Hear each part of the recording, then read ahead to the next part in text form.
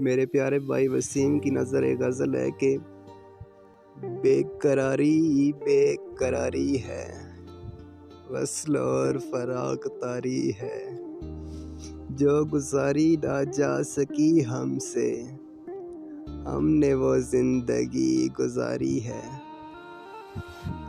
بن تمہارے کبھی نہیں آئی، بن تمہارے کبھی نہیں آئی، کیا میری نیند بھی تمہاری ہے؟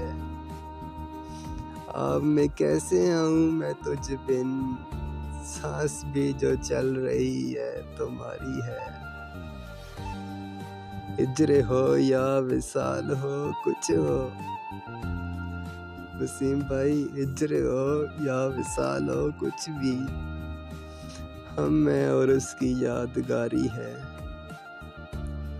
ایک مہک سمت دل سے آئی تھی، ایک مہک سمت دل سے آئی تھی، میں یہ سمجھا تیری سواری ہے، میں یہ سمجھا تیری سواری ہے۔